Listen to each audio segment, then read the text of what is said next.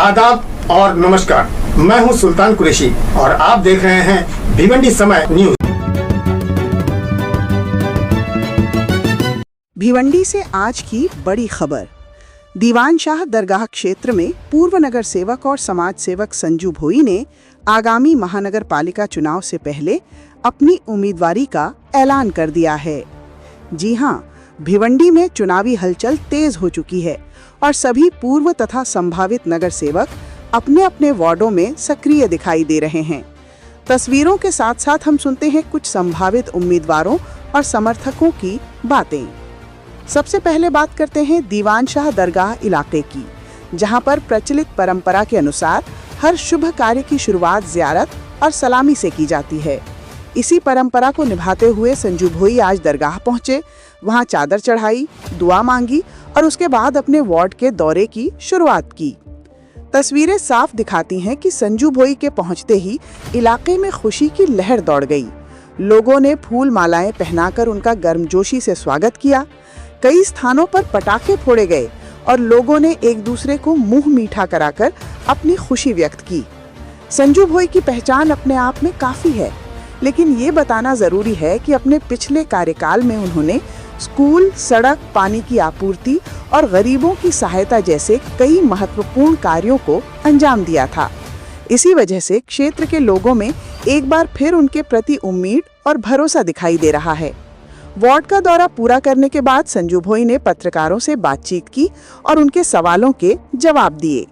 संजू भोई का कहना है कि यदि जनता ने फिर से मौका दिया तो वो विकास कार्यों को पहले से भी अधिक तेजी और मजबूती के साथ आगे बढ़ाएंगे। महानगर पालिका चुनाव नजदीक हैं और भिवंडी में राजनीतिक गतिविधियां तेज हो चुकी हैं। अब देखने वाली बात ये होगी कि क्या संजू भोई एक बार फिर जनता का विश्वास जीत पाएंगे। दीवान शाह बाबा के जो मज़ार है, दरगाह है, हमारे बाप दादा से उसकी पूजा करते आए हैं और आज भी उनके दरबार में पहले जाए बगैर हम लोग कोई शुभ काम करते नहीं। और आज की जो रैली जो है वो इलेक्शन के ताल्लुकात से है।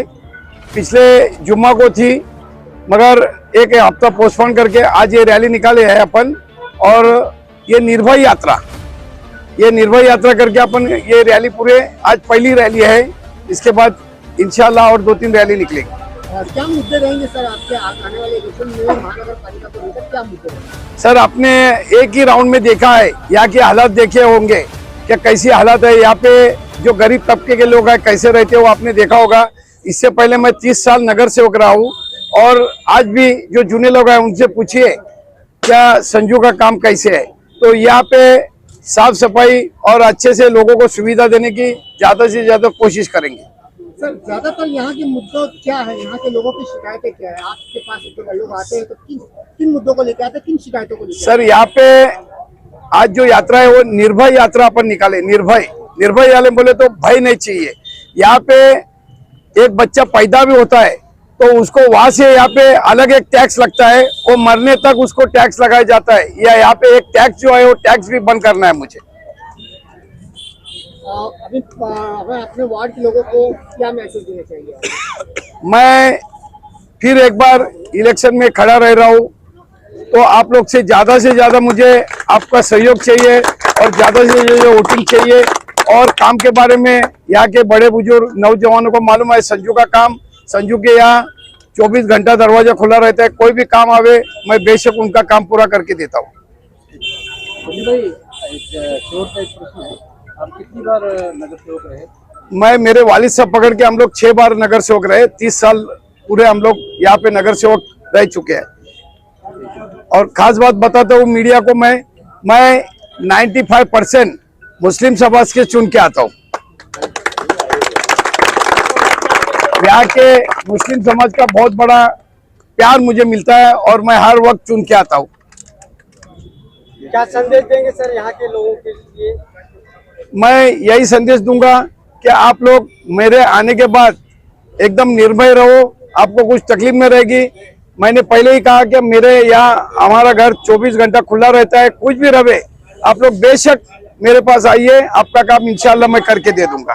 संजीव भाई का आखिरी सवाल ये है कि हमेशा मुद्दे जो रहते हैं गटर, रोड, सड़क, पानी को लेकर ही रहते हैं। क्या वजह है कि हमेशा यही मुद्दे रहते हैं और ये मुद्दे कभी खत्म नहीं होता? सर, थोड़ा आपने जो पूछा है मेरा जवाब थोड़ा लंबा रहेगा। मैं पहली बार जब चुन के आया था तो दामोदर साहब थे, मौला साहब आखिरी का मेरा एक काम है, अभी कुछ काम नहीं, तो दामोदर साहब हंस के बोले संजू भिवंडी निजामपुर आज 100 साल हुए मगर वही गटर बनता है, वही काम निकलता है हर साल, तो इंशाल्लाह ये काम नहीं निकलेगा। आप आज भी जाके देखो, जो जूने वार्ड के लोग हैं बताते कि 15 साल पहले जो गटर बना था संजू ने, आज भी वो मुकम्मल अच्छे कंडीशन पे है। तो यही काम रहेगा, गटर, पाथवेज और सुविधा पानी पीने की इंशाल्लाह मैं अच्छे से दे दूंगा इनको। सर, एजुकेशन बेस पे आप क्या काम करेंगे? एजुकेशन बेस पे सर, ये जो स्कूल बनी है, ये स्कूल आज मैं लोगों के सामने बताओ, लोग बोलेंगे संजू कुछ भी बोलता है। ये स्कूल जो बनी है ये मेरे वजह से बनी है। अभी इंशाल्लाह वहाँ पे क्या चल रहा है मुझे मालूम नहीं, जब मैं एंट्री करूंगा देखूंगा।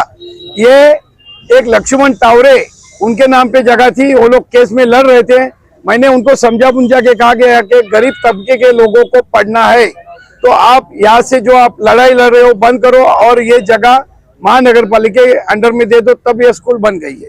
यंग जनरेशन जो है बहुत ज्यादा नशे के उसमें बढ़ती चली जा रही है, उस लाइन पे चली जाती है और वो इसमें बर्बाद हो जा रही है, मर जा रही है। खासतौर से अगर हम अपने दीवान शाह की ही बात करें तो यहाँ पर कई एक नौजवान बच्चे जो है इसका शिकार हो चुके हैं। आपके माध्यम से बताता चलूं, फखरे आलम साहब इसके लिए बहुत बड़ा ही लड़ते हैं, मैंने देखा हूँ हर दम उनके न्यूज में आप सबकी देखता हूँ, तो ये भी इंशाल्लाह ये बंद करने की कोशिश मैं मेरे माध्यम से करूंगा।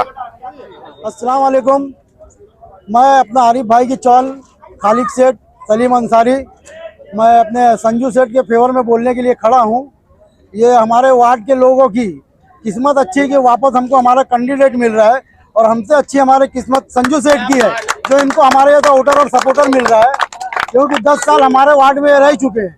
10 साल में इनके यहाँ टाइम पे काम हुआ हमारे मोहल्ले का, या तो आरिफ भाई के टाइम पे काम हुआ है। इसलिए मैं जो भी वोटर सपोर्टर है उनसे बोलूंगा कि संजू भाई के लिए जितनी भी हो सके मेहनत करें, चाहे 19 नंबर हो या 7 नंबर हो, सब बढ़ चढ़ के हिस्सा लो भाई इंशाल्लाह। और इनके अंदर सबसे अच्छी क्वालिटी ये है कि इनके अंदर ऊंच नीच नहीं है, जात पात नहीं है, ये सबसे अच्छी क्वालिटी इनके अंदर है।